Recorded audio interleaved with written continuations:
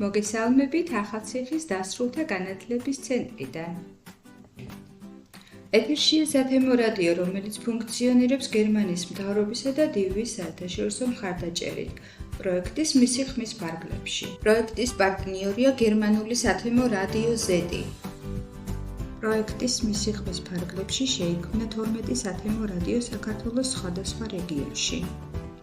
ამ ქსელის მიზანია ხელი შეუწყოს ქალთა გაძლიერებას და მათ ჩართულობას საზოგადოებრივ ცხოვრებაში. ჩვენი რადიოს მოსმენა შეგიძლიათ ონლაინ ვებგვერდზე HerVoice-G. ჩვენ კი შევეცდებით შეგიქმნათ სასიამოვნო განწყობა და ერთად გატარებული დრო იყოს დასამახსოვრებელი. თქვენთვის ეთერში მუშაობს ნინო ფატარიძე.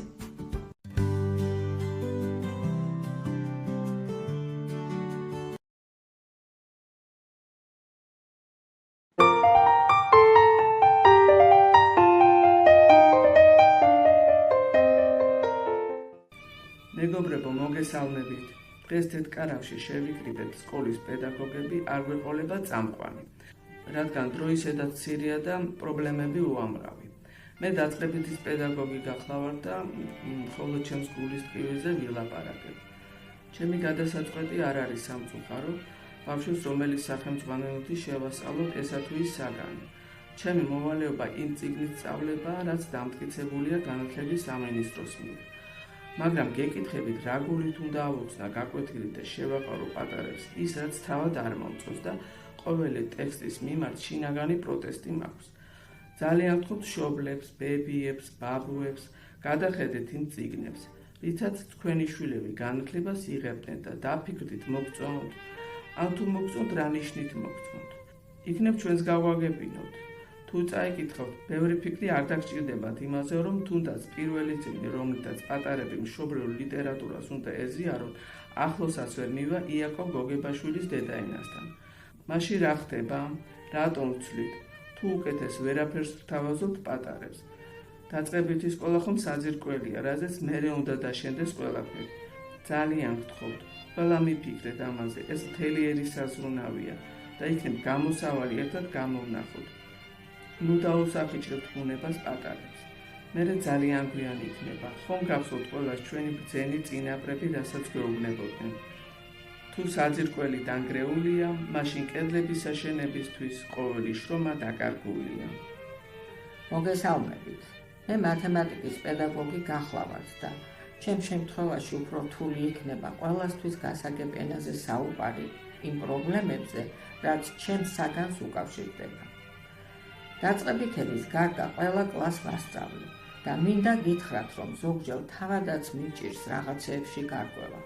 ჩემი დაკვირვებით და სხვა პედაგოგებთანაც მქონია ამაზე საუბარი, გამიზნულად არის შეტანილი უნდოვანება ბევრ საკითხში. და ახლა ვეცდები ახსნა, თუ რას ემსახურება ეს ყველაფერი. ჯერ ერთი, როცა მოსწავლეს უჭირს გაერკვეს ამოცანის შინაარსში და ვერ ხსნის მას დამოუკიდებლად, რამდენიმე შემთხვევის შემდეგ ის კარგავს თვითრწმენას, რომ მას არ აქვს უნარი დამოუკიდებლად დაძლიოს და შეისწავლოს საგანი. აქედან ჩნდება რეპეტიტორის აყვანის აუცილებლობა. თითქმის ყველა ჩემი მოსწავლე იშვიათი გამონაკლისის გარდა მათემატიკაში ემზადება და მხოლოდ იმისთვის, რომ რეპეტიტორმა გასაგებ ენაზე გადმოუთარგმნოს ის, რაც სახელმძღვანელოში წერია. რატომ?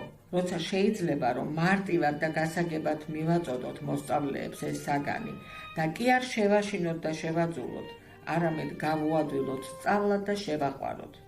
დიდი მადლობა ყურადღებისთვის. მეგობრებო, მე ინგლისურის პედაგოგი ვარ და რაზეც ნამდვილად ვერ დავიწუწუნებ არის ის, რომ ამ თაობამ აქამდე ყველა თაობაზე უკეთ იცის ინგლისური ენა.